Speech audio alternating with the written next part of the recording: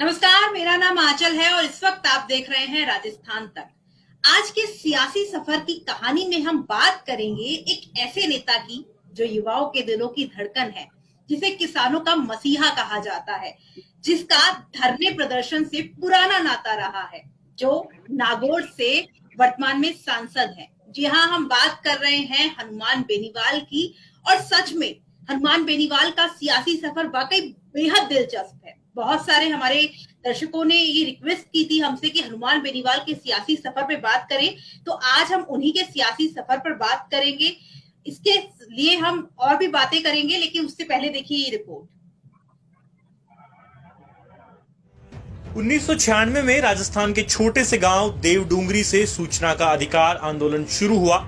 2002 में प्रदेश के मुख्यमंत्री बने अशोक गहलोत ने इस कानून को प्रदेश में लागू कर दिया। अशोक गहलोत एक साल बाद होने वाले चुनाव में अपने इस कदम को पूरी तरह भुनाना चाहते थे। 2003 के विधानसभा चुनाव से पहले पूरे प्रदेश की दीवारें एक नारे से पुत गई, कांग्रेस सरकार ने क्या दिया, सूचना का अधिकार दिया। लेकिन नागौर की दीवारों पर मोटे काले अक्षरों और हरी हाईलाइटिंग में लिखी एक लाइन सत्ताधारी पार्टी के नारे को कड़ी चुनौती दे रही थी। ये लाइन थी, चश्मे का निशान होगा, अगला मुख्यमंत्री किसान होगा। चश्मा यानी ओम प्रकाश चौटाला की पार्टी इंडियन नेशनल लोकदल का चुनाव चिन्ह, और इसी पार्टी से पहली बार उन्होंने विधानसभा का चुनाव लड़ा। फिलहाल वो नागौर से सांसद हैं और उनका नाम है हनुमान बेनीवाल। बेनीवाल प्रदेश में ऐसे नेता बन चुके हैं जिन्हें युवा अपना आदर्श मानते हैं और उनके लिए कुछ भी करने को तैयार रहते हैं। बेनीवाल के एक इशारों में हजारों लोगों की भीड़ जुट जाती है। ओम प्रकाश चौटाला की पार्टी इंडियन नेशनल लोकदल से नागौर के मुंडवा विधानसभा से चुनाव लड़कर दूसरे स्थान पर रहने वाले बेनीवाल 2008 में भाजपा से और 2013 में निर्दलीय चुनाव लड़कर विधानसभा में पहुंच चुके हैं। 2019 के लोकसभा चुनाव में उन्होंने शानदार जीत हासिल की। वो सांसद कैसे बने, उनका सियासी सफर कब शुरू हुआ, उन्होंने अपनी नई पार्टी कैसे बनाई, भाजपा से उनकी पार्टी का गठबंधन कैसे टूटा, ये सब हम आपको विस्तार से बताएंगे। नागौर जिला मुख्यालय से करीब 25 किलोमीटर की दूरी पर स्थित बरन गांव के रहने वाले हनुमान बेनीवाल के पिता विधायक रहे हैं, जिसके कारण बचपन से ही उनको राजनीतिक वातावरण मिला। बेनीवाल की ज्यादातर शिक्षा जयपुर में हुई है। यहाँ पढ़ाई के दौरान राजस्थान विश्वविद्यालय की गतिविधियां देखते देखते बेनीवाल ने यहाँ चुनाव लड़ने की बात मन में ठान ली थी।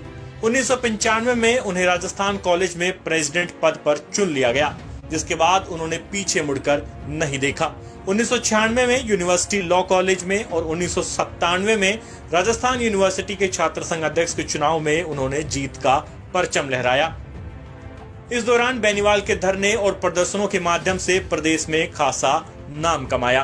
भाजपा से खींवसर विधायक बनने के बाद वसुंधरा राजे का विरोध करने के चलते उन्हें पार्टी से निष्कासित कर दिया गया। इसके बाद बेनीवाल ने जिस तरह भाजपा और कांग्रेस का विरोध किया, इस दौरान उन्हें लोग पसंद करने लगे। खासकर युवाओं में बेनीवाल ज्यादा लोकप्रिय हुए। किसान और युवा की बात करने वाले बेनीवाल हर उस कार्यक्रम, आंदोलन एवं सम्मेलनों में शामिल हुए जो सरकार के खिलाफ थे या किसानों एवं युवाओं से जुड़े हुए थे, फिर चाहे वे किसी भी जाति या वर्ग से संबंधित क्यों न हो। इस दौरान प्रदेश में सरकार कांग्रेस की थी और मुख्यमंत्री अशोक गहलोत थे। इसके बावजूद विधायक बेनीवाल ने अपने विधानसभा क्षेत्र में खूब विकास कार्य करवाए। किसानों से जुड़े हर मुद्दे पर वो सरकार के सामने खड़े हो गए, जिससे उनकी लोकप्रियता बढ़ती गई।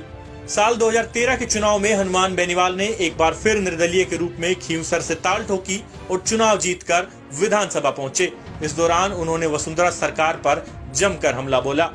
भाजपा से अलग हुए हनुमान बेनीवाल ने विधानसभा चुनाव 2018 से पहले राजस्थान में जहां तीसरे मोर्चे के रूप में अपनी अलग पार्टी रालोपा यानी राष्ट्रीय लोकतांत्रिक पार्टी का गठन किया, साथ ही 58 विधानसभा सीटों पर अपने प्रत्याशियों को चुनावी मैदान में उतारा और 3 विधानसभा सीटों को जीतकर अपनी मौजूदगी राजस्थान में दर्ज करवाई।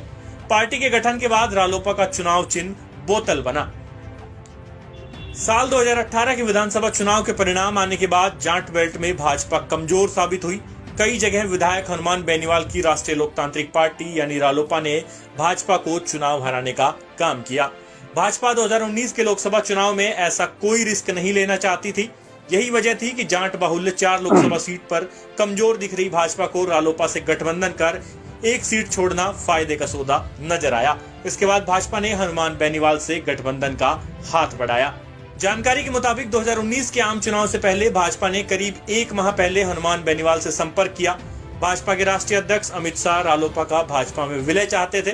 पार्टी के बड़े नेताओं ने इसके लिए कोशिश भी की, लेकिन हनुमान बेनीवाल विलय के लिए राजी नहीं हुए। साथ ही बेनीवाल खुद की जगह किसी अन्य को रालोपा का उम्मीदवार बनाना चाहते थे, लेकिन भाजपा चाहती थी कि वे खुद चुनाव लड़े। आखिरकार एक शर्त हनुमान बेनीवाल की मानी गई कि वो गठबंधन करेंगे और हनुमान बेनीवाल ने भाजपा की यह शर्त मानी कि वे खुद चुनाव लड़ेंगे।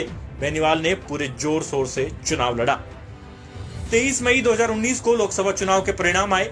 नागौर सीट पर एनडीए प्रत्याशी हनुमान बेनीवाल ने कांग्रेस प्रत्याशी ज्योति मिर्धा को भारी वोटों से हराया। राजस्थान में लोकसभा की 25 सीटों में से 24 सीटों पर भाजपा ने अपने प्रत्याशी उतारे थे, उन सब ने भी जीत हासिल की। नागौर की सीट पर बीजेपी ने हनुमान बेनीवाल की आरएलपी से गठबंधन कर लिया था, जिसका सीधा फायदा बीजेपी को चुनावों में देखने को मिला। बेनीवाल के भाजपा में शामिल होने से शेखावाटी में बीजेपी को काफी फायदा मिला और जाट मतदाताओं को लुभाने के लिए भाजपा का ये कदम कारगर साबित हुआ। जानकारों के मुताबिक बेनीवाल के भाजपा के साथ आने का असर नागौर के अलावा जोधपुर, बाड़मेर, राजसमंद, जालोर, पाली और अजमेर सीट पर भी पड़ा। चुनाव के दौरान कई जगहों पर बेनीवाल ने भाजपा प्रत्याशियों के पक्ष में प्रचार भी किया। 2019 में बेनीवाल ने राष्ट्रीय स्तर पर अपनी पार्टी को जमा लिया। चुनाव परिणाम के एक दिन बाद 25 मई 2019 को नागौर लोकसभा से रालोपा के नवनिर्वाचित सांसद हनुमान बेनीवाल ने संसद के सेंट्रल हॉल में एनडीए के नेता और देश के प्रधानमंत्री के रूप में नरेंद्र मोदी को चुनने के बाद उन्हें गुलदस्ता भेंट करके बधाई दी। इस अवसर पर पीएम मोदी ने राजस्थानी अंदाज में बेनीवाल की पीठ ठोककर आशीर्वाद दिया। हनुमान बेनीवाल ने भी मुट्ठी बंद कर किला जीतने वाले अंदाज में मोदी से कुछ कहा। इस अवसर पर जारी प्रेस बयानों में हनुमान बेनीवाल ने कहा कि नागौर सहित प्रदेश की समस्याओं को संसद में उठाने में कोई कमी नहीं रखूंगा। इस दौरान राजनीतिक गलियारों में चर्चा थी कि पीएम मोदी बेनीवाल को मंत्री पद से नवाजेंगे, लेकिन समर्थकों को फिलहाल निराशा ही हाथ लगी। बेनीवाल आज युवाओं के दिलों की धड़कन है। वो एक किसान नेता है, तभी तो मोदी सरकार के 3 कृषि कानून लाने के बाद वो न केवल किसानों के साथ धरने पर बैठे, बल्कि उन्होंने एनडीए से गठबंधन भी तोड़ लिया। इसके साथ ही बेनीवाल एक कद्दावर नेता है और एक जाट नेता के रूप में भी वो स्थापित है। हनुमान बेनीवाल का नाम आज किसी परिचय का मोहताज नहीं है। आज राजस्थान में बेनीवाल दोनों प्रमुख राजनीतिक पार्टियों कांग्रेस और भाजपा के लिए चिंता का विषय बन चुके हैं। फिलहाल हनुमान बेनीवाल का राजनीतिक सफर जारी है। जन समस्याओं के लिए वो आज भी पुरजोर तरीके से लड़ रहे हैं। ब्यूरो रिपोर्ट, राजस्थान तक। हनुमान बेनीवाल किसी परिचय के मोहताज नहीं है और यही वजह है कि आज वो युवाओं के दिलों की धड़कन है। उनके बारे में और भी बात करेंगे, लेकिन यहाँ पर आपको बता दें कि हमारे साथ बेहद ही खास मेहमान मौजूद हैं। यहाँ पर मिथिलेश जैमिनी मौजूद है, जो कि वरिष्ठ पत्रकार तो है ही, लेकिन आज के प्रोग्राम को लेकर के उनका ये परिचय है कि वो हनुमान बेनीवाल के साथ राजस्थान यूनिवर्सिटी में रहे हैं, उनके मित्र भी कहे जाते हैं। इसके साथ ही हमारे साथ ओम सैनी जी भी हैं। ओम सैनी जी का इस शो से पुराना नाता है। जब हमने सियासी सफर की बात की है, ओम सैनी जी ने हमें नेताओं के सियासी सफर की कहानी को विस्तार से समझाया है। तो सबसे पहले ओम जी आपके पास आएंगे, लेकिन उससे पहले मिथिलेश जैमिनी जी के पास जाते हैं। मिथिलेश जी, हनुमान बेनीवाल आपके साथ राजस्थान यूनिवर्सिटी में रहे। हमारे दर्शकों को उनके रोचक किस्से बताइए कि किस तरह से उन्होंने राजस्थान यूनिवर्सिटी में प्रेसिडेंट पद का चुनाव लड़ा, और चूंकि उस जमाने में राजस्थान यूनिवर्सिटी अपने धरने, प्रदर्शन, हड़तालों के लिए जानी जाती थी और हनुमान बेनीवाल जो थे वो इन प्रदर्शन के खिलाफ थे। तो किस तरह का उनका उस समय घटनाक्रम रहा, पूरा बताइए। देखिए आंचल जी, हनुमान बेनीवाल एक ऐसा नेता है जो मैं उनको स्टूडेंट लाइफ से जानता हूं। वो दिल की ज्यादा सुनते हैं, दिमाग की कम सुनते हैं। उनका दिल जो कहता है वही करते हैं। वो पढ़ते जब भी यही करते थे और आज भी यही करते हैं। उन्होंने कभी दिमाग अप्लाई नहीं किया, वो दिल से ही चलते हैं।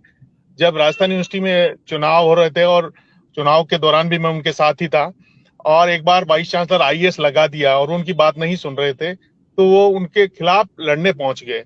यानी कई उनके एक्शन रहे कि वो स्टूडेंट के फेवर में रहे। जब वो स्टूडेंट लीडर थे तो स्टूडेंट्स के एडमिशन से लेकर उनकी हर प्रॉब्लम के लिए पूरी लड़ाई लड़ते थे। और उनका मैंने देखा है कि वो जो स्टूडेंट्स हैं उनके हकूक के लिए किसी भी स्तर पर चले जाते थे, और वो उस दौर में चुनाव जीते थे जिस दौर में राजस्थान विश्वविद्यालय का सबसे कलंकित वाला कांड हुआ, जेसी बोस कांड। और माना जा रहा था कि वो चुनाव नहीं जीतेंगे। लेकिन वो चुनाव उन्होंने जीता उस कम्युनिटी के दम पर, क्योंकि उस समय कई जाट जो स्टूडेंट थे उनका नाम भी आ गया था जेसी बोस कांड में। लेकिन हनुमान बेनीवाल को जो चुनाव जिताया उसमें सबसे अहम योगदान रहा एक अदर कास्ट का, और वो कास्ट थी ब्राह्मण कास्ट। उसमें उन्होंने चुनाव जीता। और इसके अलावा उनका जो चुनाव प्रचार करने का अंदाज था वो आज जैसा ही था। वो हर कीमत पर स्टूडेंट से 1-to-1 टच करते थे, और इसी कारण वो यहाँ तक पहुंचे। उन्होंने अपने जो यूनिवर्सिटी जीवन थे उसमें सबसे पहले एक मांग रखी, जब आनंद सिंह साहब वाइस चांसलर थे, कि ग्रामीण परिवेश के बच्चों को विशेष दाखिला दिया जाए, उनको परमिशन दी जाए।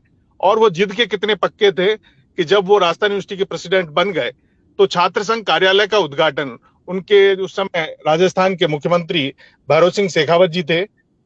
भैरव सिंह जी शेखावत थे, और भैरव सिंह शेखावत से उनके पिताजी बहुत मधुर रिश्ते थे, और वो चाहते थे कि भैरव सिंह शेखावत ही छात्र संघ उद्घाटन करे। लेकिन हनुमान बेनीवाल जी ने अपना एक अलग अंदाज रखा, और उस अंदाज के तहत यहाँ पर मुझे लगता है कि मिथिलेश जैमिनी जी से हमारा संपर्क टूट चुका है नेटवर्क के चलते। लेकिन ओम जी आपके पास यहाँ पर आते हैं। आपने भी हनुमान बेनीवाल को शुरुआत से देखा है, जिस तरह से राजस्थान यूनिवर्सिटी में छात्र नेता के रूप में आपने देखा है, उसके बाद हनुमान बेनीवाल का जिस तरह का सियासी सफर रहा है, तो बताइए कि किस तरह से जाट नेता के रूप में, किसान नेता के रूप में वो स्थापित हुए। देखिए, हनुमान बेनीवाल के साथ में सबसे पहला मेरा तारुफ तो जब ये अध्यक्ष बन गए तो दूरदर्शन पे एक कार्यक्रम होता था आईना, जिसपे किसी भी पर्सनालिटी को लेकर के उससे बातचीत की जाती थी। तो मैंने इनसे बात करने के लिए बात किया, तो ये तीनों हल्के से मेरे से कहा मुझे तो बोलना नहीं आता है। तो मैंने कहा, अरे आप अध्यक्ष बने हैं राजस्थान विश्वविद्यालय के, आपको बोलना कैसे नहीं आता है? आप बोलेंगे, मैं बुलवाऊंगा आपको आज। तो उधर देखा कि राजस्थान विश्वविद्यालय का ये चुनाव नतीजा बड़ा अजीब किस्म का था। उस वक्त करीब 18,000 स्टूडेंट्स हुआ करते थे सारे मतलब अध्यक्ष की चुनाव में, इसमें जो अपेक्स बॉडी बनती है उसमें। तो इसमें बहुत कम वोट से डिसाइड हुआ था कि हनुमान बेनीवाल शायद 2,500 वोट या 1800, मुझे ठीक से याद नहीं, क्योंकि मैंने रिपोर्ट भी किया था, लिखा भी था उसको। तो मैंने कहा ये देखिए, लोगों का उस तरीके से इन्वॉल्वमेंट नहीं हो रहा। तो हनुमान बेनीवाल उसके बाद में इतनी शख्सियत कैसे बनी, वो तो अलग बात है कि वो प्रोग्राम मैंने कैसे निकाला। सचमुच में वो उस कैमरे के सामने बड़ा अजीब सा लगता था, क्योंकि वाकिफ नहीं थे कैमरे से कैसे मुखातिब होना चाहिए। तो मैंने किसी तरीके से वो कविता गढ़ी और सब दर्शकों को सुनाई कि ये राजस्थान विश्वविद्यालय के अध्यक्ष हैं। लेकिन एक बात जो मुझे समझ में आई वो ये कि राजस्थान के विभिन्न संभागों में जो मजबूत राजनीतिक सामाजिक समूह हैं, उन समूहों में एक नाराजगी का स्वर उभर रहा है। वो अपने स्थापित नेताओं के खिलाफ आवाज उठाना चाहते हैं। ये आते हैं नागौर से। नागौर मेरवाड़ा एक इलाका है जिसको बोलना चाहिए, जिसमें डीडवाना, पुष्कर, मकराना ये सारे क्षेत्र आते हैं। और यहाँ पर जो कम्युनिटी के लोग रहते हैं उनका रहन सहन बहुत अलग किस्म का है, और इन पे एक छत्र कंट्रोल जो रहा वो रहा मिर्धास का, बहुत जोधपुर के रहा। उनके खिलाफ उन्हीं के पास से जो निकलते थे वो विकल्प बनते थे। ये नाराजगी कहीं नौजवानों में पैदा हो रही थी कि हम जिस क्षेत्र से आते हैं और हमारी बातों को उस तरीके से रख नहीं पाते हैं, कह नहीं पाते हैं, और हमारे नेता संतुष्ट होकर के कभी, जैसे वो जो चुनाव परिणाम है, जिस मृधा को इन्होंने पराजित किया, उनका नाम मैं भूल रहा हूँ, वो इसीलिए पराजित हुई कि ये ठाटबाट से जो आकर के आप अब हमें संबोधित करके और हमारे बीच से मत ले जाती हैं और लीडर बनती है, और हमारी तकलीफ के बारे में, हमारी समझ के बारे में, हमारी जरूरतों के बारे में आप कुछ कहती नहीं है। ये एक अप्रत्यक्ष भाव था ये मतदाताओं का, और ये भाव बढ़ता चला गया।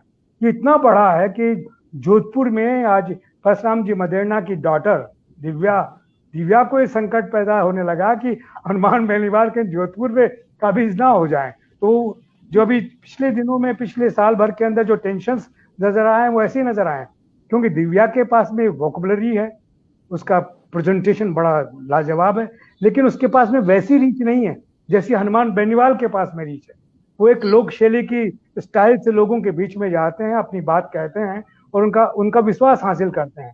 और यही नतीजा है कि जैसे ही इन्होंने अपनी पार्टी लॉन्च की और बड़ी समझदारी से, मैं नहीं मानता जेमिनी जी की बात के दिमाग से नहीं काम करते हैं, दिल से करते हैं, वो बिल्कुल दिमाग से काम करते हैं। और उन्होंने ज्वाइन नहीं किया भारतीय जनता पार्टी को, उन्होंने बार्गेनिंग का सिलसिला रखा कि सौदेबाजी होती रहनी चाहिए। और जितने भी नेता निकले हैं, देखिए उन्होंने सन 52 से लेके अब तक अपने आप को स्थापित इसी तरीके से किया है कि जहां कहीं पर भी छोटे छोटे जो नाराजगी के स्वर थे उनको अपने साथ में जोड़ के और अपना हित साधा है। लेकिन ये एक ऐसे लोगों के लिए एक चुनौती के रूप में निकल रहे हैं श्रीमान, कि अगर इन्होंने अपना सारा दायरा बढ़ाते हुए और अपने सारे लोगों के विभिन्न सामाजिक राजनीतिक समूहों को अपने साथ में जोड़ा और उनकी आवाज को अपने साथ में मिलाया, क्योंकि सामान्य जन लोक भाषा को समझता है, वो सोफिस्टिकेटेड बातों को नहीं समझता है। मैं यहाँ कंपेयर करना चाहता हूँ दूसरे नौजवान को ना, जैसे सचिन पायलट है, उनके पास में वो जुबान नहीं है जो उनके पिताजी के पास में हुआ करती थी। मैं कहता हूँ कि वो जुबान अगर वो हासिल कर ले तो उनके लिए बहुत बेहतर रीच बन जाती है राजनीति के लिए। लेकिन हनुमान बेनीवाल के पास में वो है, उनके पास में वो सोफिस्टिकेशन नहीं है। तो सोफिस्टिकेशन और ये अगर कहीं मिल जाए, यानी लोक भाषा मिल जाए और साथ साथ में जो आज की राजनीति का जो स्वरूप है वो अगर वो समझ लें, तो मेरा ख्याल है कि वो एक बहुत बड़ी ताकत राजस्थान में अपने आप को बना सकते हैं। और मैं इसी उम्मीद से देख रहा हूँ लगातार कि इस आदमी में ये दोनों चीजें अगर मिक्स हो जाएं या ऐसा समूह उनके पास में मिक्स हो जाए। मैंने अलग अलग चैनल पे भी चर्चा करते हुए इनके जो प्रवक्ता है उन लोगों से भी कहा कि भाई थोड़ा ये लोक शैली वाला तो सिलसिला ठीक है, लेकिन ये जो राजनीति का जो राष्ट्रीय स्वरूप बन रहा है उसमें आपकी आवाज अलग किस्म की होनी चाहिए। और उसमें आपने जैसे ये किसानों के जो 3 कानून रद्द करवाने की बात, उस पर जिस तरीके से इन्होंने अपना स्टैंड लिया, इसे लगा के ये इसीलिए वो किसी पॉलिटिकल पार्टी के साथ में मिक्स नहीं होना चाहते, क्योंकि पॉलिटिकल पार्टीज अपने हित ज्यादा तरीके से साधना चाहती हैं, उन समूहों के हित नहीं साधना चाहती जिनके बल पर वो शासन में आती हैं। तो ये मैंने देखा है कि हनुमान बेनीवाल के अंदर ये बात निश्चित रूप से है, लेकिन वो दिल और दिमाग दोनों की जरूरत होनी चाहिए। तो दिमाग की ज्यादा हो रही है और दिल की भी ज्यादा हो रही है, उसको लोक शैली में और वर्तमान में जोड़ने के साथ में बहुत बेहतर तरीके से अपना राजनीतिक विस्तार कर सकते हैं। अब जेमिनी से पूछ लीजिए आप ये सारी बातें। निखिलेश जी, जब आपसे संपर्क कटा तो आप जेसी बोस कांड के बारे में बता रहे थे, और इसके अलावा उस समय में एक लड़की पर तेजाब फेंका गया, एक लड़की की किडनैपिंग हुई, और उसके बाद जो राजस्थान यूनिवर्सिटी का माहौल बना, हनुमान बेनीवाल ने पूरी तरह से इन घटनाओं का विरोध किया, प्रदर्शन हुआ।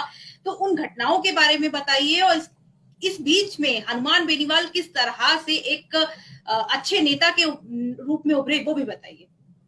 देखिए आंचल, हनुमान बेनीवाल की सबसे बड़ी क्वालिटी यही है कि वो जिससे जुड़ते हैं दिल से जुड़ते हैं। दिमाग वाला कंसेप्ट उनका मैं आज भी नहीं मानता, क्योंकि वो अगर ऐसे होते तो कभी में मंत्री बन जाते। वो हमेशा अपनी दिल की सुनते हैं, और जो मंत्री बनाने का ऑफर उनको पहले दिन ही दिया गया था और उनसे कहा गया था कि आप आरएलपी का विलय कर लीजिए, तो उन्होंने उसको ठुकरा दिया। जब किसानों की बात आई तो किसानों को ठुकरा दिया। इससे पहले जब बीजेपी ने उनको एमपी का टिकट दिया, उससे पहले उनको सीपी जोशी साहब अशोक गहलोत जी के घर लेके गए थे, और अशोक गहलोत जी और सीपी जोशी साहब के बीच में बैठक हो चुकी थी, और इन्होंने 2 लोकसभा की सीटें मांगी थी, अजमेर और नागौर। लगभग तय हो गया था कांग्रेस के साथ, लेकिन कांग्रेस का दुर्भाग्य रहा, क्योंकि कांग्रेस में वही आला कमान है जो मैं कह रहा हूँ, ताला कमान है। उस आला कमान ने ज्योति मिर्धा जी के सामने घुटने टेक दिए, और आखिरी में ये समझौता रद्द हो गया। और उसी का नतीजा ये हुआ कि जो हनुमान बेनीवाल है उनको बीजेपी से समझौता हुआ उनका, जब प्रकाश जावड़ेकर जी यहाँ प्रभारी थे और वो सिटी पैलेस में रुके हुए थे, उस दौरान ये सारा चीज हुआ। और उसी के बीच में जो बीजेपी को ये लाभ हुआ कि 24 फूल एक टायर के ऊपर चढ़कर चले गए, क्योंकि उस दौरान एक बड़ी घटना हुई कि जो इनका चुनाव चिन्ह था वो सीज कर दिया गया था। बोतल का चुनाव चिन्ह जो आज है, उन्हें टायर का चुनाव चिन्ह से लड़ा, आरएलपी का चुनाव चिन्ह टायर टायर था और उस समय कहा गया लोकसभा चुनाव में कि 24 फूलों को एक टायर चढ़ा के लेके गया है। और उसमें मुख्यमंत्री अशोक गहलोत के पुत्र वैभव गहलोत को भी जोधपुर में जो गजेंद्र सिंह शेखावत की जीत में सबसे बड़ा योगदान किसी का है तो वो है हनुमान बेनीवाल का। और राजसमंद से दिया कुमारी की जीत में भी अगर किसी का योगदान है तो वो है हनुमान बेनीवाल का, क्योंकि वहां मेड़ता में इंदिरा बावरी जो इनकी विधायक है वो है। इसके अलावा भी कुछ बेल्ट में जैतारण वगैरह में हनुमान बेनीवाल का दबदबा है।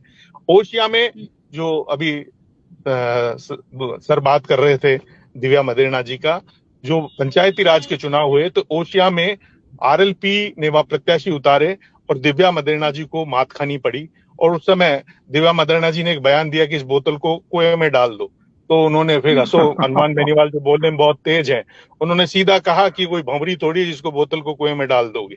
तो हनुमान बेनीवाल अपनी किस्म की राजनीति करते रहे। और जब वो पहली बार विधायक थे तो अशोक गहलोत जी उनकी कैपेबिलिटी को समझते थे। अशोक गहलोत जी ने उनके बहुत आउट ऑफ वे जाके काम किया, उनके डेवलपमेंट को, उनके यूथ को, इसमें कोई शक शुबा नहीं है। प्रदीप बोरड साहब उनके साथ हुआ करते थे और प्रदीप बोरड साहब उनके खूब काम किया करते थे। तो ये तो तमाम चीजें हैं कि हनुमान बेनीवाल किसी जमाने में वसुंधरा राजे के भी नजदीक रहे थे। पहली बार उन्होंने मांग की थी वसुंधरा जी के लिए कि, लेकिन वसुंधरा जी और उनके विचारों में कभी मिलान नहीं हुआ, क्योंकि वो हमेशा सामंती सोच के विरोध में रहे। और वो पहले शख्स हैं जिन्होंने जब विधानसभा में जब बन के गए एमएलए तो तेजा जी की जय बुलाई, और जब लोकसभा में पहुंचे तो पहली बार तेजा जी का जयकारा दिल्ली की महापंचायत में गूंजा। ये उनकी जो अदा है, इस अदा के ही यूथ दीवाने हैं। इसके अलावा कोई भी मुद्दा हो जो यूथ से जुड़ा हुआ हो, इनके पास कोई भी चला जाए, किसी कास्ट का चला जाए, कोई व्यक्ति चला जाए, वो सीधा फोन करते हैं और जो उसकी मदद हो सकती है वो करते हैं। उनके पास आर्थिक संसाधनों की सबसे ज्यादा कमी है। मैं दावे के साथ कहता हूं कि विपरीत परिस्थिति में ये बंदा राजनीति कर रहा है। मैं उसको नजदीकी से जानता हूं। तमाम विपरीत हालात हैं आर्थिक रूप से, लेकिन वो अपने हक हकूक और जनता की मांग के लिए लड़ाई लड़ रहा है, और यही जनता उसकी अदा को दीवानी है। यानी मैंने उनको नजदीकी से ये देखा है कि जो आदमी उनको मकान तक नहीं ले पाया, अभी उन्होंने लोकसभा के 3 साल से चुनाव चुन लिए गए, लेकिन उन्होंने अभी मकान लिया है नॉर्थ एवेन्यू में 33 नंबर का। तो ये जो चीजें हैं कि वो अपनी जिद के आगे किसी की नहीं सुनते हैं। उन्होंने अपनी शादी भी सबसे लेट की। आपको मैं बताऊं, वो पहले व्यक्ति हैं जिन्होंने संकल्प किया था कि मैं एमएलए बनूंगा तब शादी करूंगा। उनके छोटे भाई जो नारायण है बेनीवाल, जो एमएलए हैं अभी उनकी जगह हिमसर से, उनकी शादी पहले हो गई और उन्होंने शादी बहुत लेट की, एमएलए बनने के बाद ही शादी की। तो ऐसे वो खुद शुरू से ही ऐसे हैं, जो उन्होंने एक बार तय कर लिया, वो उसमें कोई शक समझौता नहीं करते हैं। वो अपनी किस्म की राजनीति करते हैं। वो ठरके वाली राजनीति में बिलीव करते हैं। वो किसी कीमत पर कॉम्प्रोमाइज वाली पॉलिटिक्स में कभी बिलीव नहीं करते हैं। और खुद सीपी जोशी साहब उनकी इस अदा की तारीफ कर चुके हैं कि ये जो कुछ करता है खुल के करता है, ये षड्यंत्रकारी राजनीति में कतई बिलीव नहीं करता है। और यही कारण है कि आज बीकानेर में कल वसुंधरा जी की मीटिंग हुई जूनागढ़ में, उससे पहले एक दिन पहले रात को ये पहुंचते हैं। उनकी भीड़ कंपैरिजन कर लीजिए तो आपको पता लग जाएगा कि मास लीडर कौन होता है, जनता की आवाज उठाने वाला कौन होता है। और ये बिल्कुल सही है। अगर उस जमाने में घनश्याम तिवारी और किरोड़ीलाल मीणा उनका साथ दे देते, किरोड़ीलाल मीणा जी ने शुरू में साथ दिया, उसके बाद में घनश्याम तिवारी जी ने जब उनकी मानसरोवर में मीटिंग हुई आरएलपी की, जिसमें जयंत सिंह भी आए थे, जयंत चौधरी भी आए थे, और तमाम लोग, इतनी भीड़ जयपुर में कभी हुई नहीं जितनी भीड़ उन्होंने की। इसके अलावा उनकी पहली नागौर में हुंकार रैली हुई, फिर बाड़मेर में जो हुंकार रैली हुई, इसमें अपार जनसमूह उमड़ा। और यही कारण रहा कि कैलाश चौधरी जो आज एग्रीकल्चर मिनिस्टर है, राज्य मंत्री हैं, उनकी जीत का मुख्य श्रेय जाता है तो इनको जाता है। इसके अलावा राजस्थान की कांग्रेस में कई एमएलए हैं जो जाट कम्युनिटी से आते हैं। वो जीत में उनका हनुमान बेनीवाल, क्योंकि हनुमान बेनीवाल ने बहुत ताजा तरीन चुनाव से पहले पार्टी बनाई और उनका एक दिल बड़ा था। उनका कहा अपनी वजह से कोई हारना नहीं चाहिए। कई कांग्रेस एमएलए, कई बड़े मंत्री जो बने हुए हैं, उसकी जीत में हनुमान बेनीवाल का आशीर्वाद छुपा हुआ है, क्योंकि हनुमान बेनीवाल पहली बार पार्टी बनाई थी और वो दिल से चलने वाले हैं। मैं आज भी लिख के दे रहा हूं कि वो दिल से चलने वाला बंदा है। उन्होंने कहा ठीक है, अगर ये जीत जाता है तो कोई बात नहीं। अगर वो पहले बार दिमाग से काम लेते तो उनकी सीटें 3 नहीं आती, उनकी सीटें 20 आती। लेकिन उन्होंने कई जगह ठीक है ये जीत जाएगा, अपनी कम्युनिटी का, नागौर में सारी सीटें जीती एक कम्युनिटी की। उन्होंने बहुत बड़ा त्याग किया और दिव्या मदेरणा जी की जीत में भी उनका कहीं न कहीं योगदान है। ऐसा कई जगह उन्होंने किया, क्योंकि वो पहली बार पार्टी बनाई थी, सब कुछ घोपचोप था, लेकिन उसके बावजूद उस बंदे में जो एक अंदर जो एनर्जी है कि किसी भी व्यक्ति की मदद होनी चाहिए, जो ह्यूमैनिटेरियन ग्राउंड है, वो आज भी वही दाल रोटी खाते हैं जो पहले खाते थे। यानी आज भी उनकी लाइफ स्टाइल में कोई चेंज नहीं आया है, बिल्कुल वही दिन भर रात भर आपको काम करना, दिन भर उठकर काम करना, जो उनकी जो वर्किंग स्टाइल है। इसके अलावा सबकी सुनना, ये एक उनकी सबसे बड़ी अदा है कि वो कोई आ जाए, वो उसका नाम नहीं जानते, गांव नहीं जानते, पूछते हैं क्या काम है तेरा, ये काम है, किससे काम है, ला नंबर ला, वो नंबर ये है, तो उसका तुरंत नंबर मिला के तुरंत ऐसे बोलते हैं उसको, अधिकारी को, जिसकी कोई हद नहीं। और वो पहले ऐसे विधायक रहे जिनके खिलाफ जब उन्होंने वसुंधरा जी का विरोध किया तो 27 से ज्यादा मुकदमे दर्ज हुए, 27 से ज्यादा, और उन्होंने सरकार से समझौता नहीं किया। अगर वसुंधरा राजे जी को सदन में कोई घेरने वाला व्यक्ति था तो वो था हनुमान बेनीवाल, जिसने पूरी बिना सरकार की परवाह किए हुए लड़ाई लड़ी। 27 मुकदमे, उनके घर को घेर लिया पुलिस ने, लेकिन उस आदमी ने समझौता नहीं किया। आपको याद होगा कि नागौर में एक बार मेला था तेजाजी का, तो वसुंधरा जी के पुत्र वहां चले गए थे, तो वहां प्रदर्शन हो गया था और उनको खाट के नीचे घुसना पड़ा, कई चीजें, लेकिन वो बंदा झुका नहीं। ये जो उसकी लड़ाई करने की जो आदत है ना, जो लड़ाका है, उन्होंने पहले अपनी चुनावी सभा में कहा था कि हजारों साल में कोई ऐसा लड़ाका पैदा होता है कौम में, अगर आप इस बार आपने साथ नहीं दिया तो ये लड़ाका दोबारा पैदा नहीं होगा। तो वो वाकई लड़ाका है, किसी कीमत पर समझौता नहीं करते हैं। मुझे अच्छी तरह याद है कि अशोक गहलोत जी का पहला कार्यकाल था और ये एमएलए बन के आए थे, शादी भी नई हुई थी, एक विधवा माँ आ गई, फ्यूचर की थी, और वो खाना खाने लगे थे, मैं भी उनके साथ बैठा हुआ था, मुझे पूरी तरह याद है। तो मेरे से कहा तू खाना खाएगा, मैं तो खाना खाऊंगा, मुझे भूख लग रही है। क्या तू पंडित है, तू खाना खाएगा? उन्होंने खाना छोड़ा और उस लेडी से उन्होंने वादा किया था कि भाई तेरे बेटे की अनुकंपा नियुक्ति कराऊंगा रोडवेज में, और रोडवेज के चेयरमैन उसमें मंजीत सिंह जी थे। तो मैंने कहा आप रुक जाओ, खाना खा जाओ। नहीं मैं तो जाऊंगा। वो बंदा उस विधवा माँ से कहा, माँ मैं आपसे वादा किया था चुनाव में, मैं रोटी जब ही खाऊंगा जब इसकी नियुक्ति पत्र निकल जाएगी। वो वहां से सीधे रोडवेज ऑफिस गए, मंजीत सिंह जी ने मना कर दिया, तो उन्होंने कहा प्रदीप बोरड से बात करो। प्रदीप बोरड जी से बात कराई, उसके बाद वहां प्रदीप बोरड जी ने कहा कि एक बार आप साहब से मिलो। तो शाम तक वो आए नहीं, 6 बजे तक खाना नहीं खाया, गहलोत साहब से मिले, प्रदीप बोरड जी ने वापस मंजीत जी को कहा, और शाम को 7:30 बजे उसका अपॉइंटमेंट लेटर, अनुकंपा नियुक्ति का पत्र निकला के उसको दिया, उसके बाद खाना खाया। तो ऐसा जुनूनी नेता शायद ही पैदा होता है कि जो आदमी बिना एक जो ग्रास रूट की महिला है उससे वादा किया था चुनाव में, मैं तुम्हारे बेटे का नौकरी लगाऊं। तो उनकी एक ये बड़ी अदा है, और यही अदा है कि वो दीवानगी है उनकी। और यूथ के लिए, उनके राइट्स के लिए, अग्निवीर के लिए कौन लड़ाई लड़ी? यानी आप देखिए, एनडीए के खिलाफ, एनडीए में शामिल होने के बावजूद एनडीए के समर्थन लड़ने, उन्होंने जो भी किसान और जवान के लिए अगर कोई मैदान में आया तो वो है हनुमान। इसमें कोई शक शुबा नहीं है। राजस्थान में ऐसा कोई मुद्दा जो यूथ से जुड़ा हुआ हो उसमें हनुमान मैदान में नहीं कूचा हूं, मुझे तो याद नहीं है। आज से नहीं, वो यूनिवर्सिटी टाइम भी ऐसे ही थे, वो तमाम चीजें थी। उन्होंने जब एक घूमर, इंटरनेशनल घूमर करवाया, जो राजस्थान यूनिवर्सिटी का कल्चरल यूथ का फेस्टिवल होता था, तो पहली बार उन्होंने इंटरनेशनल टीमें बुलवाई। यानी वो कुछ नया करने में, इनोवेशन करने में उनका ब्रेन बहुत तेजी से काम करता है, लेकिन उनमें कहीं न कहीं एक, मैं कहूंगा, पॉलिटिकल वैराग्य है कि वो पैसे की तरफ नहीं खींचे, और यही कारण है कि लोग उनसे लाड करते हैं। आज उनके पास, मैं दावे के साथ कहता हूं कि आर्थिक रूप से सशक्त नहीं है, लेकिन जिस कदर वो लड़ाई लड़ रहे हैं, जिस कदर वो जनता के लिए लड़ाई लड़ रहे हैं और जनता के दम पर लड़ रहे हैं, ये जितनी भी भीड़ रैली आती है, ये लोगों को लगता होगा कहीं से पैसा आता है, ये लोग उनके दीवाने हैं।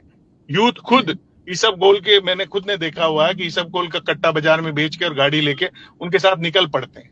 तो ये जो दीवानगी है, ये कमाना, और आज तक कितने साल, आजादी के 70 साल हो गए, आज तक कोई पार्टी नहीं बना पाया। राजस्थान में कोई पार्टी नहीं बना पाया, कोई जाट लीडर, कोई दूसरे ही नेताओं के साथ चिपक के राजनीति की होगी।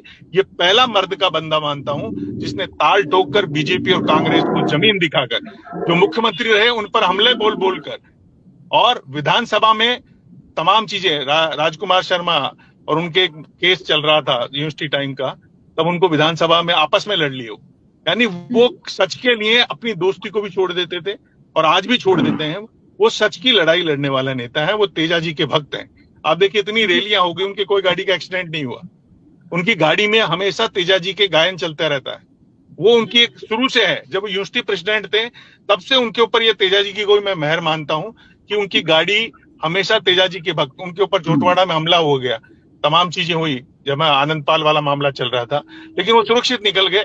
तो उन्होंने यही कहा कि मेरे ऊपर तेजाजी की कृपा है, क्योंकि तेजाजी का गायन चल रहे थे। तो वो सच मायने में जो करनाल के तेजा हैं उनके परम भक्त हैं, और उनके आशीर्वाद से ही वो चला रहे हैं। यानी आप देखिए, उनकी वाइफ और बच्चों से मिले हुए 15-15, 20-20 दिन हो जाते हैं, जाते नहीं है, रात को भी लगे रहते हैं। तो अकेला आदमी जैसे तैसे करके इस जंग में लड़ रहा है, जबकि किरोड़ी लाल मीणा जैसे कद्दावर नेता समझौता कर चुके पार्टी से वापिस आए, घनश्याम तिवारी ने पार्टी बनाई, फिर बीजेपी में आए। एक हनुमान बेनीवाल राजस्थान में ऐसा चेहरा है जो अपने जिद, जोश, जुनून और जज्बे के कारण टिका हुआ है, और भाजपा जैसी पार्टी को उन्होंने उनको बता दिया है कि मैं अलग हूं। अमित शाह को खुद को भी पता है। ये पहला आदमी था राज्यसभा चुनाव में, जब ये सरकार गिरने की स्थिति में थी, तो भी उन्होंने कहा कि मैं बीजेपी के साथ रहूंगा। और जब शुरू में सरकार बनने की बात आई, तो उन्होंने यूथ का समझौता करते हुए सचिन पायलट को मुख्यमंत्री बनाने के लिए बात कही कि अगर सचिन पायलट को मुख्यमंत्री बनाया जाता है तो आरएलपी के तीनों विधायक उनका समर्थन करेंगे। लेकिन जब वो नहीं बने और बीच में दौर आया, तो वो अशोक गहलोत के साथ भी जाके उनकी मदद करने को तैयार हो गए थे। जी जी ओम जी, अशोक गहलोत मैं इसमें कुछ जोड़ना चाहता हूँ। मैं ये जोड़ना चाहता हूँ कि राजस्थान की पॉलिटिकल हिस्ट्री में चौधरी कुंभाराम पहले आदमी थे जिन्होंने कांग्रेस के अंदर लड़ाई लड़ी, और उसके बाद में जब बात नहीं सुनी गई, आला कमान ने नहीं सुना, तो जनता पार्टी फॉर्म की। ये जनता पार्टी जो 1977 में बनी, उससे पहले 1967 में बन चुकी है। जनता पार्टी पहले वहां फॉर्म हुई। उसमें कमला जी थी, दौलत राम थारण थे, और कोई झालावाड़ वाले नरेश थे, इस तरीके के लोग थे सारे। तो मैं ये कहना चाहता हूँ कि पॉलिटिकल लड़ाई लड़ने के लिए आपको ऑर्गेनाइज तो होना पड़ता है। आप ऑर्गेनाइज हो रहे हैं। हनुमान बेनीवाल ऑर्गेनाइज नहीं थे, लेकिन अब ऑर्गेनाइज हो रहे हैं। ऑर्गेनाइज होने के साथ साथ में महत्वपूर्ण बात यह है, जो इस अनुभव से समझ में आती है, कि लोक शैली को जब तक आप नहीं पकड़ेंगे, लोक भाषा में जब तक आप नहीं बोलेंगे, लोक भाषा के माध्यम से लोगों के बीच में नहीं जाएंगे और वास्तव में मर्ज ना समझेंगे, ये जो नौजवान सारा पीछे पड़ा हुआ है, मैंने गिनवाया कि डीडवाना और पुष्कर और मकराना और ये क्या कहते हैं, नागौर, इसमें जिस तरह की चौधराहट होती रही है और एक विशेष परिवार ही स्थापित होता रहा है, बाकी कुछ नहीं। तो नाराजगी है लोगों में।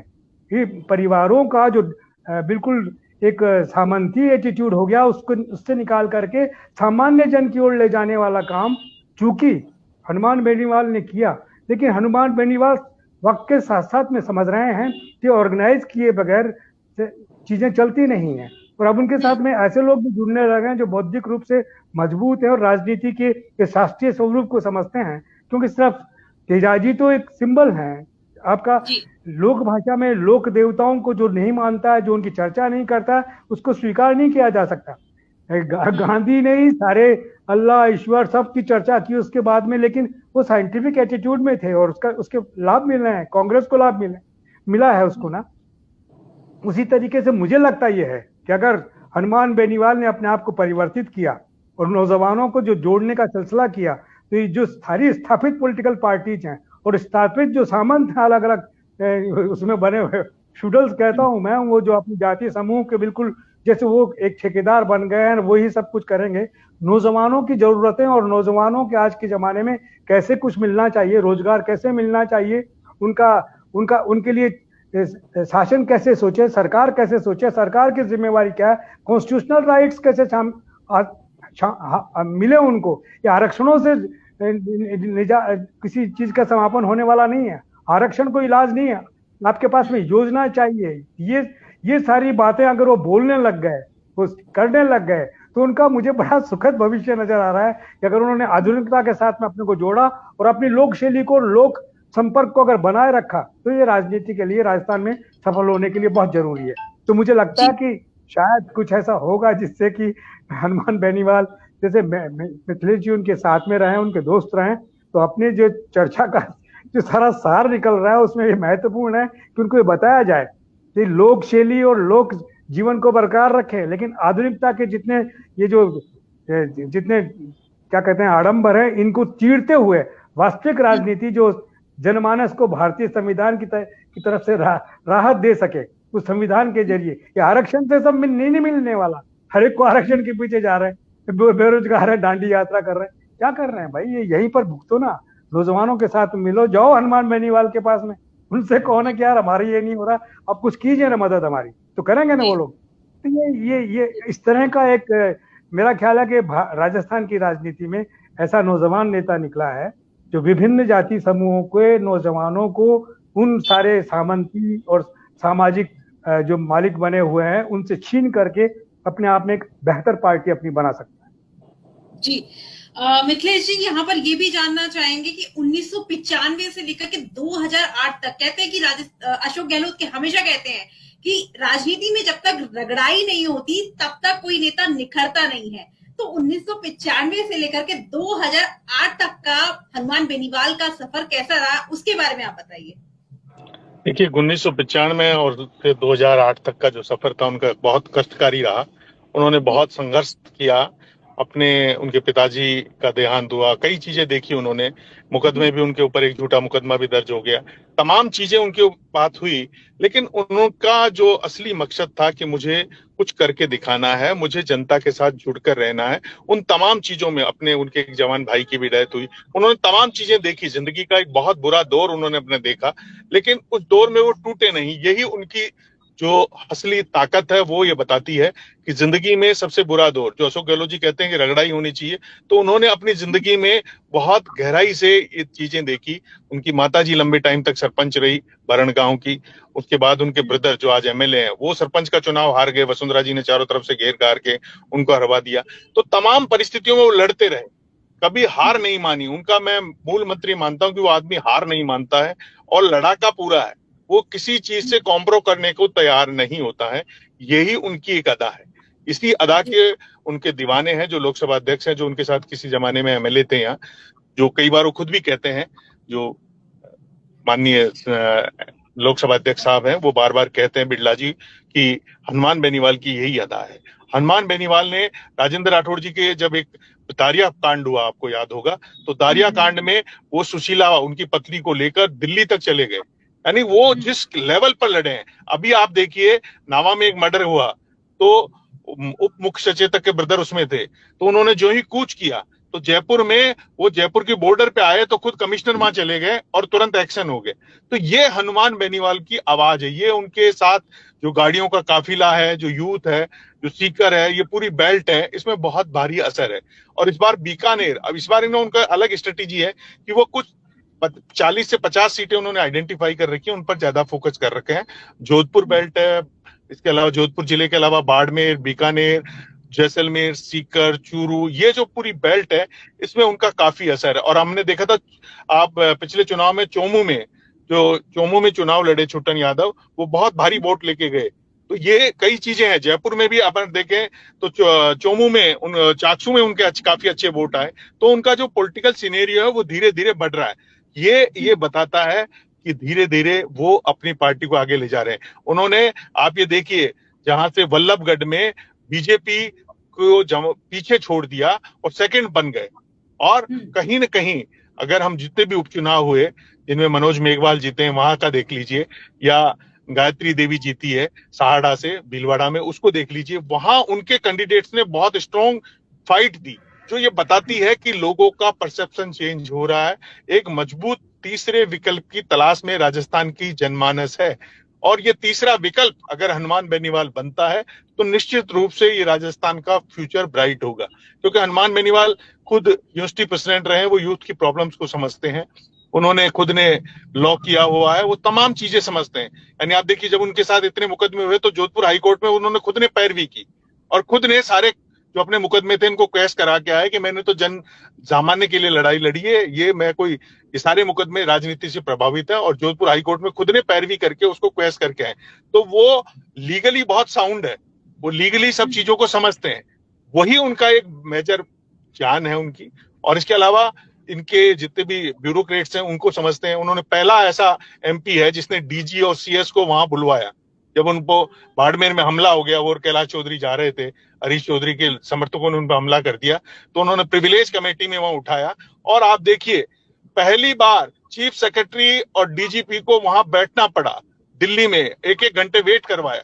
इसके बाद में जब वो डीजी से मिलने गए जो यादव साहब थे, भूपेंद्र यादव जी, जब उनको मिलने का नहीं दिया टाइम, थोड़ी देर वेट करा दिया, तो उन्होंने उस पर्चे को फाड़ा और उन्होंने कहा पहली बार कि प्रोटोकॉल आईएएस और आईपीएस से ऊपर जनप्रतिनिधि का होता है, मैं वेट करने के लिए नहीं आया हूं। तो ये जो तमाम चीजें, जोधपुर में भी मीटिंग की यूथ की अग्निवीर वाली, तो उसमें हमने देखा कि उनका जब ज्ञापन लेने के लिए एक एडीएम को भेज दिया तो उन्होंने एडीएम को वापस भेज दिया कि मैं एमपी हूं, कलेक्टर से नीचे नहीं आऊंगा। वहां दूसरे दिन प्रधानमंत्री की बैठक होने वाली थी, इमीडिएट अमित शाह जी के वहां से फोन आया, कलेक्टर को खुद को जाना पड़ा और ज्ञापन लेना पड़ा। तो वो अपनी जिद के जुनूनी है, वो वही पुड़ी और सब्जी बनवाने के खाके, हलवा पुड़ी खाके मस्त हो जाते हैं। तो उनकी अलग अलग राजनीति है, खांटी राजनेता, वो जनता की नब्ज को समझते हैं। यानी आप देखिए कि उन्होंने पार्षदों के चुनाव में भी प्रचार किया, तो धीरे धीरे अर्बन एरियाज में भी एंट्री हो रही है। जयपुर में भी 2-4 जो पार्षद उनके काफी अच्छे वोट आए और चौमू वगैरह 4-5 जगह जीते हैं। तो ये धीरे धीरे उनकी जो पूर्वी राजस्थान उधर भी एंट्री होती जा रही है और उधर भी चुनाव लड़ाया था इन्होंने नदबई से। तो जो इनके साथ के एसटी एससी के जो लोग हैं, और ये देखिए पहली पार्टी है जिसमें 2 विधायक एससी के हैं और पहला इनका प्रदेशाध्यक्ष एससी का है। तो कोई पार्टी दावे से नहीं कह सकती कि जो एससी कम्युनिटी है उसका अगर कोई सबसे ज्यादा हक हकूक की लड़ाई लड़ते हैं तो ये है। आपको पता होगा एक बंजारा का मामला था, उसमें इनके विधायकों के खिलाफ एफआईआर दर्ज हो गई और उनको सुप्रीम कोर्ट तक जाना पड़ा। तो ये तमाम चीजें हैं। जब भी पिछड़े, दलित और वंचित वर्ग के साथ कुछ हुआ है तो हनुमान बेनीवाल आर पार की लड़ाई लड़ी है। यही उनकी जान है, यही उनकी स्ट्रेंथ है, यही एक कारण है कि लोग उनके दीवाने हैं। तो मैं ये कहना चाहता हूं कि वो एक अलग किस्म की राजनीति कर रहे हैं। उनको लोभ और सत्ता को उन्होंने कई बार ठुकराया। वो पढ़ते जब से मैं उनको जानता हूं कि उनके पास सत्ता खूब इर्द गिर्द घूमी है और उसके ठोकर मारी है। ये आज के दौर में सबसे बड़ी चीज है, जहां लोग कुर्सी के लिए लड़ रहे हैं कि एक कुर्सी खींचना चाहता है, दूसरा कुर्सी छोड़ना नहीं चाहता है। ऐसी जंग में एक हनुमान बेनीवाल ऐसा लीडर है जिसने कई बार कुर्सी की ठोकर मारी है। वसुंधरा जी से भी अगर वो उस समय थोड़ा भी समझौता कर लेते, तमाम लोगों ने किया। उनके साथ गुलाबचंद कटारिया थे, वापस गुलाबचंद जी जाके वसुंधरा जी के खेमे में खड़े हो गए। तमाम लोगों ने किया, लेकिन वो आदमी एक बार लड़ लिया तो लड़ लिया। मुझे अच्छी तरह याद है बीजेपी ऑफिस में उन्होंने वसुंधरा जी की मौजूदगी में, जो उस समय ये अपने गडकरी साहब प्रेसिडेंट थे और वो आए थे बीजेपी ऑफिस में, तो उनको रोक के उनको सुना दिया कि इसकी वजह से हारोगे आप। तो ऐसा किसी एमएलए में कहने की दम नहीं हो सकती मुख्यमंत्री के लिए। तो ये जो इनकी ऊर्जा, और ये कि हमेशा कहते हैं अपने बयानों में कि राजस्थान में 22 साल से एक नूरा कुश्ती चल रही है, गहलोत और वसुंधरा की। इस गठजोड़ को तोड़ना, इस नूरा कुश्ती के चलते राजस्थान का बहुत नुकसान हो चुका है। ये उनका पॉलिटिकल एक स्टेटमेंट है जो आज तक कायम है, जिस पर वो लड़ाई लड़ रहे हैं। तो वो अपनी, अभी भी वो कहते हैं कि मैं अपनी मर्जी से किसी को जिता देता हूँ, हरा देता हूँ, मेरा जिसका भी दिमाग खराब होता है उसको मैं सही कर देता हूँ। तो वो अपने हिसाब से चलते हैं, अपने हिसाब से यूथ को जोड़ के चलते हैं ये। और अब राजस्थान में नहीं, हरियाणा और दिल्ली और यूपी, इसके भी जो एक बेल्ट है वो बहुत तेजी से उनकी फैन फॉलोइंग बढ़ती जा रही है। तो मैं समझता हूं कि उनका एक फ्यूचर, ब्राइट फ्यूचर है। जी आज जी ओम जी, जिस तरह से अभी अगस्त में छात्र संघ चुनाव हुए और एक तस्वीर आई कि निर्मल चौधरी राजस्थान यूनिवर्सिटी से चुनाव जीते, जो अभी अध्यक्ष भी हैं, वो उनसे आशीर्वाद देने के लिए पहुंचे, ऋतु बराला उनसे आशीर्वाद लेने के लिए पहुंची। इसके अलावा जयनारायण व्यास यूनिवर्सिटी से हरीश चौधरी भी उनसे आशीर्वाद लेने के लिए पहुंचे। तो ये तो तय है कि, और जिस तरह का अब उन्हें जाट नेता कहा जाता है, तो जाट नेता वो किस तरह से बने? क्या वो छात्र जीवन से, छात्र राजनीति से ही जाट नेता के रूप में स्थापित हो गए थे, या जो राजनीति में, मुख्य धारा की राजनीति में जब वो आए तो उसके बाद वो जाट नेता के रूप में स्थापित हुए? हाँ, चलिए जवाब मैं दे चुका हूँ। मैं कह रहा हूँ कि इस आदमी में लोकशैली की में बात करना, लोकशैली में लोगों के बीच में जाना, उनसे सामाजिक व्यवहार करना, और ये अपने आप में बड़ी देन है, क्योंकि इसी के माध्यम से आप लोगों के बीच में स्थापित हो सकते हैं। एक कम्युनिटी आपके साथ में है जहाँ से आप निकले हो, वो निश्चित रूप से, लेकिन बाकी कम्युनिटीज के दर्द भी तो हैं। उन दर्द को अपने दर्द में समा करके आप बहुत कुछ कर सकते हैं ना।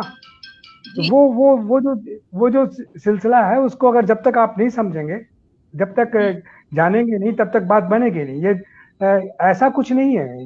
ये राजस्थान विश्वविद्यालय से बहुत छात्र नेता निकले हैं। राजेंद्र राठौड़ भी राजस्थान विश्वविद्यालय से छात्र नेता अध्यक्ष के रूप में निकले हैं। महेश जोशी भी निकले हैं, रघु शर्मा भी निकले हैं, हुकुम सिंह जो सबसे पहले इलेक्ट हुए थे, जो हमारे वक्त में।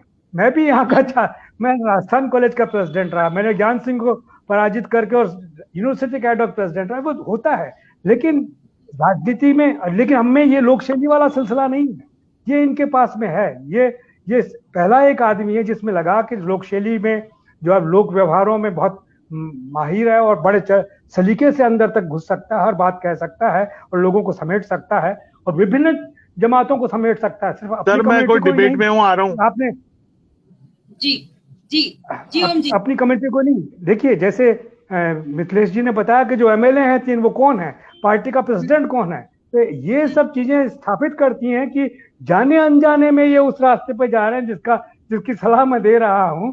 अगर इस साइंटिफिक तरीके से उस पर काम करें तो निश्चित रूप से एक प्रभावशाली अपनी पॉलिटिकल पार्टी बना सकते हैं। जरा परिष्कृत करें इसको, जरा बेहतर बनाए, लोगों को समझाए। ये उदाहरण दिए दारिया वाला मामला, मैं समझ रहा हूँ, देखिए कितनी हिम्मत की बात थी। उसके साथ में जो कुछ हुआ उसको लेके बड़ी चर्चा हुई है, लेकिन कहाँ क्या हुआ, तो उसके साथ में जो रहा तो उससे एक पूरी सिंपैथी, एक बेल्ट की सिंपैथी मिली है, तो अपने आप में बड़ी महत्वपूर्ण बात है। और यही राजनीति में स्थापित होने का जरिया है।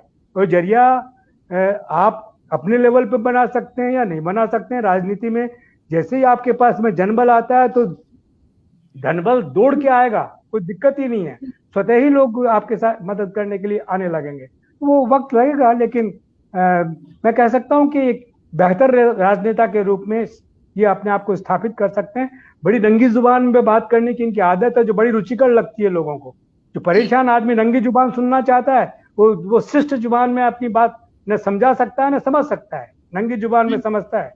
अगर आप उसमें जो शिष्ट समाज के लोग हैं उनको बड़ा अटपटा लगता है, लेकिन हकीकत यही है कि उस जुबान से ही, जैसे आप पार्टी वाले केजरीवाल साहब आजकल स्थापित हो रहे हैं, मैं कहता हूं कि केजरीवाल की तरीके से अपने आप को स्थापित कर सकते हैं इस नंगी जुबान के माध्यम से। लेकिन कब नियंत्रित कर लेनी चाहिए, कब बोलना चाहिए, ये और संतुलन स्थापित करना पड़ेगा। तो अपने आप समझ जाएंगे वक्त के साथ में, और अपने आप को अगर समझे गए तो बहुत आगे बढ़ेंगे, नहीं समझेंगे तो बहुत लोग आए और चले गए। और राजस्थान में मैं कहना चाहता हूं कि इस तरह की पॉलिटिकल पार्टीज सन 52 से लेकर अब तक कई हो चुकी हैं। 2-3 पॉलिटिकल पार्टीज तो जयनारायण व्यास के जमाने में थी, फिर भैरव सिंह शेखावत भी इसी तरीके से पॉलिटिकल पार्टी के माध्यम से शासन में रहे, फिर अभी अशोक जी गहलोत भी इसी तरीके से पॉलिटिकल पार्टी के सहयोग से ही सारा सिलसिला बना ना। तो ये होता रहा है, लेकिन इसमें बिल्डे ही नेता निकलते हैं जो अपने आप को आगे तक स्थापित करके चलते हैं। और वो मुझे लग रहा है कि हनुमान बेनीवाल में वो दम है कि अगर वो वैसा प्रयास करें और साथ साथ में इन सब चीजों को जिनकी हमने चर्चा की जोड़ें, तो एक बेहतर राजनेता के रूप में आगे निकल सकते हैं। जी मिथिलेश जी, छात्र जीवन का हनुमान बेनीवाल का कोई ऐसा किस्सा जो बहुत रोचक हो, जो हमारी जनता को आप बताना चाहें? ये मैम आवाज नहीं आई मेरे। क्या आप मुझे सुन पा रहे हैं मिथिलेश जी? हाँ मैं सुन पा रहा हूँ। हाँ, तो मैं आखिरी सवाल यही आपसे करना चाहूंगी कि छात्र जीवन का हनुमान बेनीवाल का कोई ऐसा किस्सा जो बहुत रोचक हो, हमारे दर्शकों को आप बताना चाहें? देखिए आंचल जी, छात्र जीवन में उन्होंने कई उनके किस्से हैं, क्योंकि वो दिल से चलने वाले लोग हैं, तो दिल से चलने वाले लोगों का। लेकिन एक छात्र आंदोलन था और उस आंदोलन में मैं भी उनके साथ था नहीं, लेकिन मुझे वो जाना पड़ा, उनके साथ अरेस्ट होना पड़ा। और जब मैं अरेस्ट हुआ तब मेरे से कहा कि आगे बढ़ना है, आगे जिंदगी में आगे बढ़ना है तो अरेस्ट होना बहुत जरूरी है, तो लड़ना सीखो तुम। तो मैंने कहा मुझे लड़ना नहीं है, मैं ब्राह्मण का बेटा हूँ, मुझे ये काम नहीं करना है, हमारे यहाँ शादी ब्याह नहीं होते हैं। तो उन्होंने कहा शादी ब्याह तेरे हो जाएंगे। अब मेरे फादर रहे नहीं, तो उन्होंने मेरे फादर को फोन करके कहा, जो ही हम बाहर आए, जब मुकदमा खत्म हो गया, तो मेरे फादर को फोन करके कहा कि मैंने एक पंडित से पूछा, इसका भाग्योदय तभी होगा जब इसकी शादी होगी। तो उन्होंने मेरी शादी वहीं जब ही करवा दी, पढ़ते पढ़ते ही, जब मैं एमएससी फाइनल ईयर का स्टूडेंट था, तभी उन्होंने मेरे फादर को फोन करके कहा। और फादर कहा कि उन्होंने कहा कि भाई उसको लड़की वड़की दिखवानी है। उसने कहा कोई लड़की वड़की नहीं दिखवानी साहब, आप तो हाँ भर दो। तो वो फिर मैं जब हॉस्टल गया तो मेरे से कहा यार आज तेरे को कपड़े सिलाने चलना है। मैंने कहा क्यों, मेरे क्या कपड़े, कि तेरी सगाई हो गई है, तो तेरे थोड़ी देर बाद तेरे वो आने वाले हैं ससुराल वाले। मैंने देखा थोड़ी देर बाद कोई आए, उन्होंने कहा मेरे ब्रदर भी आए। तो ऐसे उन्होंने वो क्या कि जो उनके दिल से जुड़े हुए लोग हैं उनसे बहुत दिल से जुड़े रहे हैं, आज भी जुड़े हुए हैं वो ऐसे। तो मेरी शादी में बहुत बारिश थी, तो मैंने कहा तुम शादी करा रही नहीं आ रहे, तो चक्रवात आया हुआ था, तो वो बारिश में भीगते हुए आए। तो वो अपने किस्म का अलग जिनसे दिल से रिश्ता है वो पूरा निभाते हैं, वो उनमें एक बहुत बड़ा गुण है। और ऐसे उन्होंने जब जो इंटरनेशनल कार्यक्रम कराया तो वाइस चांसलर उस समय आर.एन. सिंह साहब हुआ करते थे, तो उनको परमिशन लेना, सतीश शास्त्री DSW हुआ करते थे, उनसे परमिशन लेना। तो उन्होंने कहा कि मिस्टर घूमर और मिस घूमर, तो उन्होंने वो चले गए, तो मिस्टर घूमर और मिस घूमर में थोड़ी लड़ाई हो गई। तो उन्होंने मेरे को आगे कहा ये क्या हो गया, तो मैंने कहा होगी साहब लड़ाई, मैं उस समय मंच संचालन कर रहा था उनका। तो उन्होंने कहा यार इसको कंट्रोल कैसे करें, तो मैंने कहा इसका कंट्रोल का एक ही सोल्यूशन है कि उस समय कास्ट वाइज था मामला, जो आज राजस्थान की राजनीति की सच्चाई है जातिगत। तो मैंने उनको मिस्टर घूमर इसको बना दो, मिस घूमर उसको बना दो, तो उन्होंने बना दिया। तो वो बहुत जल्दी एक्शन लेते हैं, वो समझ बहुत जल्दी आते हैं। उनमें एक बहुत बड़ा गुण है कि वो बहुत जल्दी चीजों को समझ जाते हैं कि सामने वाला क्या बोलना चाह रहा है, सामने वाले के मन में क्या है। उनमें कई चीजें हैं और वो मदद जितनी हो सकती है वो करते हैं। उनमें एक बहुत बड़ी क्वालिटी है कि वो मदद करने के लिए आउट ऑफ वे जाके मदद करते हैं, जिसकी भी जितनी मदद हो जाए वो मदद करते हैं। जी आचार्य जी। जी बिल्कुल, जिस तरह से मिथिलेश जैमिनी जी ने विस्तार से हनुमान बेनीवाल के बारे में बताया, उनके छात्र जीवन के बारे में बताया, ओम जी ने भी काफी सारी बातें बताई, तो ये तो साफ है कि हर किसी की मदद हनुमान बेनीवाल करके चलते हैं। और जिस तरह से जब उनके छात्र जीवन में जेसी बोस कांड हुआ, उसके बाद एक लड़की के ऊपर तेजाब फेंका गया, एक लड़की की किडनैपिंग हुई, और जिस तरह से उन्होंने प्रदर्शन किया, धरने किए। और एक बात यहाँ पर और मैं हमारे दर्शकों को बताना चाहूंगी कि कभी भी जेल का एक नियम है कि किसी भी जो जेल में बंद है उस बंदे को रात को नहीं छोड़ा जाता है। लेकिन उस समय कुछ इस तरह की परिस्थिति बनी कि रात को 2 बजे जब वो जेल में बंद थे तो उन्हें छोड़ा गया, और उसके बाद सिंधी कैंप पर अपनी ही गिरफ्तारी की खबर वो पढ़ रहे थे। तो इस तरह के रोचक किस्से उनके हैं। इसके बाद जिस तरह से राजनीतिक वातावरण हालांकि उनको मिला है, लेकिन उसके बाद भी एक जो रगड़ाई होनी चाहिए वो उनकी पूरी तरह से हुई है। लोगों के दिलों की आवाज वो बनी है। शायद यही एक वजह है जिसकी वजह से आज लोगों के बीच में वो खासी लोकप्रिय है। और उनकी जो पार्टी है रालोपा यानी राष्ट्रीय लोकतांत्रिक दल, वो भी आज कांग्रेस और भाजपा के लिए चिंता का विषय बनी हुई है। तीसरे मोर्चे के रूप में उनकी पार्टी जानी जाती है। तो काफी सारी बातें हैं जो हनुमान बेनीवाल को अलग बनाती हैं। आज हमने हनुमान बेनीवाल के बारे में, उनके सियासी सफर के बारे में बात की। यदि किसी राजनेता के बारे में आप जानना चाहते हैं, उसके सियासी सफर के बारे में जानना चाहते हैं, तो हमें कमेंट बॉक्स में लिख सकते हैं। हम कोशिश करेंगे कि हम अगली बार उन्हीं राजनेता के बारे में बात करें। फिलहाल इस चर्चा में इतना ही। लेकिन यदि आप हमें YouTube पर देख रहे हैं तो हमारे चैनल को सब्सक्राइब कर सकते हैं। इसके अलावा यदि आप Facebook पर देख रहे हैं तो हमारे पेज को आप फॉलो कर सकते हैं। और ओम सैनी जी का बहुत बहुत शुक्रिया, और मिथिलेश जी ने भी हमें काफी सारी बातें बताई, उनका भी बहुत बहुत शुक्रिया। फिलहाल हम आपसे इजाजत लेना चाहेंगे। शुक्रिया।